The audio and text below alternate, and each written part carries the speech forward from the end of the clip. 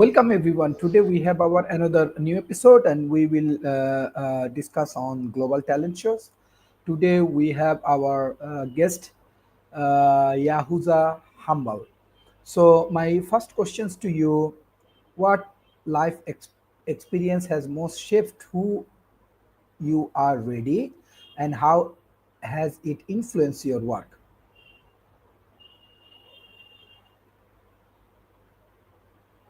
Well, a very good evening from Nigeria. Like what Mr. Al Sharif have introduced me, I am by name Yahuza Hambali Katuka, and I'm the founder of this, and I'm the founder and CEO of the Civil Alliance for Climate Protection and Education (CACPE) in Nigeria. Well, um, so many things, right from my um, year one in my university level. I am at the moment, like I said, the founder of ACACP Nigeria, which is a climate action in Nigeria, climate action organization in Nigeria. There was a day when I was in level one in my university education. My lecturer was giving us a lecture, and he was talking about global warming and climate change. So he was describing the climate change as an existential crisis that started since 80s, that started since 80s. That's about industrial revolution. So at that time, um, scientifically, it has been proved that greenhouse gases has been constantly emitting to the atmosphere, particularly CO2 and methane. These gases are becoming attracting heat to escape to the atmosphere. So he was describing so many things about it, and at that time I was curious to dig deeper to understand what the reality. I have found out that so many scholars have write so many things about that. So I decided to use my energy at that time and also use my network as a student to mobilize some students and also some of my colleagues at home when I come back for holiday, to mobilize them and inform them about something called climate change. And I'm watching on YouTube and so many other channels that the climate change is something that needs urgent action. So at that time, I have mobilized so many people. Although it started online, I have reached out to so many people via Facebook and WhatsApp. I have mobilized so many things. This story I'm telling you, it has occurred in 2019. It started in 2019, and also like play, we have come to an organization which is live at the moment, and we have received first funding from Umbertlin from Germany. We are at the moment running a project, grassroots climate action in Nigeria. So that's how this organization has come to life. And at the moment, and at the same time, I experienced so many challenges, right from being the organization, being the idea is started as voluntary action. So many people were not giving their all to it. It's only some people who understood the real consequences. But the one of the big challenge I understand was you can find a professor of climatology, but he's not willing, he's not supportive to fight climate change, even at the grassroots level. While you can have someone who may not have deeper knowledge but have awareness about about the urgency, but he will contribute. I think this is one of the biggest challenge I have experienced as far as this organization concerned. Thank you. When you discuss about your biggest challenge, so if you go back uh, and give advice to your younger self, what would you say? Right? What you advise yourself? Well, well, understand that There is no shortcut in life, and I understand that whatever you do, you have to know that nobody will come from outside and push you to success. Um, One of the best advice I can give to my younger self is to only connect with like-minded people. It was later I understand that having too many circles is not important, but you only connect with people who are only like-minded to your mission, and the mission or the aim at maybe 20 years, um, maybe who is someone who is 20 years or 30, the mission or the aim should be bigger than the whole of your mind. That's the only way at the end of the day you can be able to achieve something bigger and also impact locally or globally. But when your aim or objective is just smaller as you are, when you are at your 28th or 30th, so that means you at the end of the day becoming among the more common people, maybe in your area, in your locality, your society, or whatever.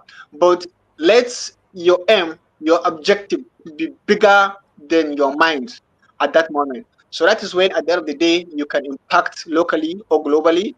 So I think this is one of the best way that people who are maybe growing up can maybe become something can impact globally and even maybe at their own maybe grassroots level. Thank you. How do you balance ambitions with the people personal happiness or peace of mind? Well, it is very, very challenging.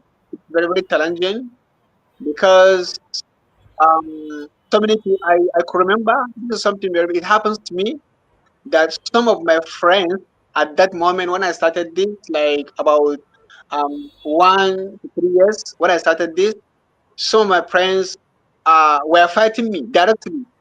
They were telling me so many discouraging words that this is not going to work. You're wasting your time. This is not something you should do.